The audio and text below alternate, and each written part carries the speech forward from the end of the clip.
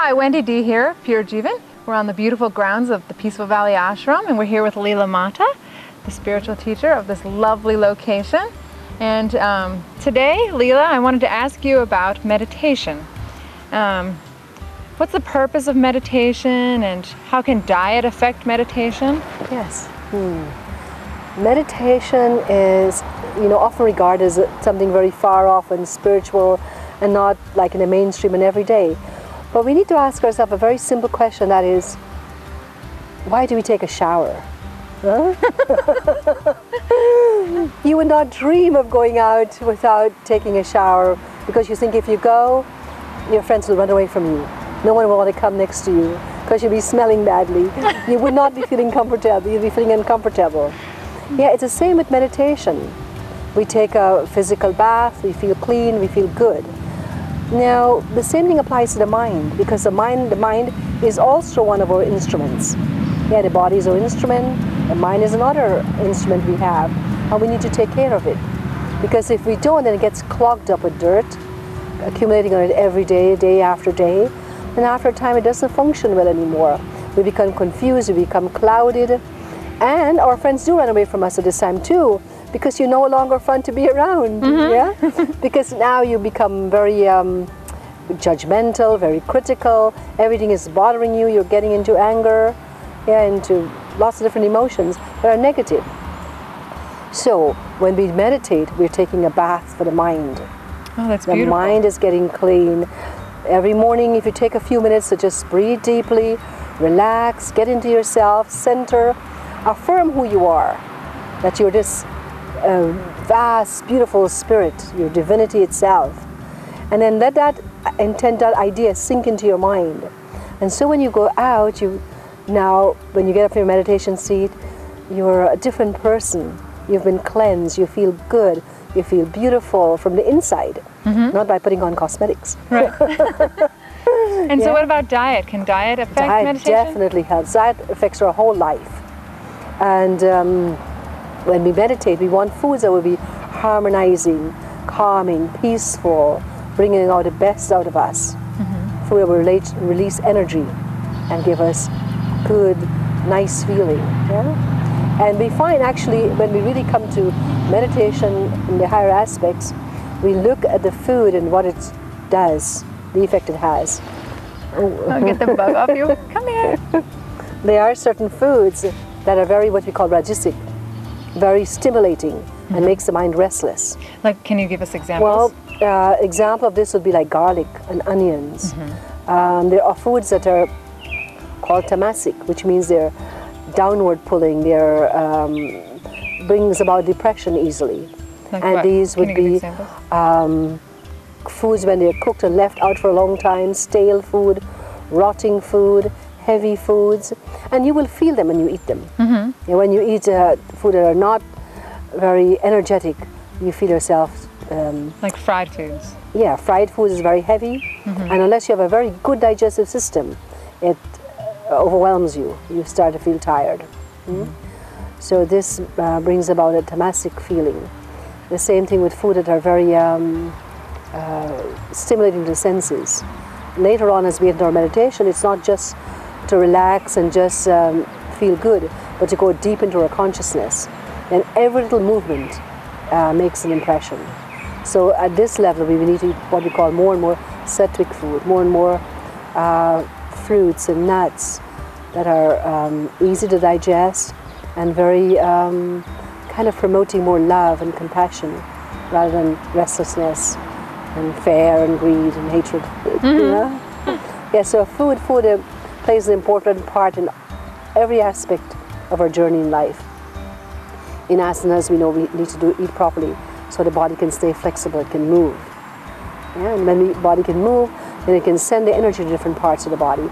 In meditation, we're bringing the energy back into the system. Yeah, before we can actually meditate, we have this level of our practice called pratyahara, which means withdrawal of the senses. When we sit down, we become quiet, and we bring our attention inwards. And so we choose a spot within the body, a point, where we place the attention. And as we place the attention there, the energy follows the attention. all our energy starts to move inwards. Then our senses are not running outside so much. So we become more quiet and we can focus on ourselves. That's great. So a lot of people who are just learning about the raw food diet, and they're coming from standard American diets, coming from mainstream kind of living, and this is their first introduction to yoga, to meditation, to a healthier diet. And so a lot of people find it difficult to meditate. You know, their mind is everywhere, and it's difficult for them to sit still. It's difficult for them to even understand what it is they're supposed to be doing other than sitting still. So can you give maybe a technique or two to help people who are just now learning about meditation? Yes. Just now learning about meditation. Actually, the idea of just sitting still sounds like something so simple, yet it's very difficult. Because someone said, why should I just sit still? It's wasting time. But no, it's not. Just to be able to sit still is a great practice. Because that's what we're aiming at, to sit still. Not only physical stillness, but mental stillness. In meditation, we're aiming for that mental stillness. And it becomes difficult to sit still because the mind is not still. So it's a practice. We have to practice it. And so when we're doing a practice, we have to be diligent about it. Set up a schedule, like you do it regularly, the same time every day. If we do it same time every day, we're building a routine where body and mind starts to understand. Just like when we go to sleep at a certain time every day, you know the body starts to tell you it's time to sleep. In the same way, if we were to develop a practice, just by putting the regularity in it, the mind will tell you it's time to meditate. And little by little, you'll start going to a deeper state of meditation. When we just start, because it's so difficult to keep the mind still, we need to give it something to focus. It can be a word, and this word in meditation we call it a mantra. It's a word that has certain spiritual potency. The most simple mantra and the one that is most known is Om. Om, okay. Yeah? So if they can just repeat Om, they're setting up that vibration, connecting themselves to the whole universe. Okay. Yeah? Or Om Shanti, you know, if they need something a little bit more. Om Shanti means you're tuning into that beautiful cosmic vibration, that the center of which is peace, and you're tuning into that peace. Yeah? Okay, so Pure Jeevan family members, if you're just starting out, start with Om or Om Shanti. Okay, and then where do they go from that? What do they do with the mantra? So they just sit, become quiet, and just start repeating Om Shanti. You just repeat Om Shanti, Om Shanti, Om Shanti. Let it go inwards. Start to get quieter and quieter until it becomes a mental practice. And now that we know what Om means and what Shanti means, that you're developing that kind of feeling within you of peace, calmness, of love, universality. Yeah? And that's one way of doing it. The other way, if you don't want to repeat a mantra, you can just focus on the breath. Yeah, you just close your eyes, visualize the breath coming out of your nostril, and pay attention to it.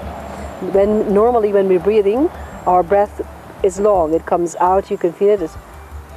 You can feel it coming out. It's shooting out of your nostrils. Now, but when you become quiet, it starts to get calmer and shorter, because your mind is still, body is still. You not require so much of that oxygenation anymore, and it's becoming quieter and quieter. So this length of the breath becomes shorter, to the point where it just starts to move right only within the nostrils. And you can become so quiet that now it goes all the way up and settles here, and there's no movement. That is like really a high level of meditation, because now you don't even need to breathe. The body is so within itself. You're so within yourself. The mind is still, so you're not using up energy. You're able to use up just your reserve, and you can be very quiet. And in this state, you're really touching your inner peace. You're touching yourself. You're one with God, one with the universe, one with Om. Oh, beautiful. Thank you very much. Thank you.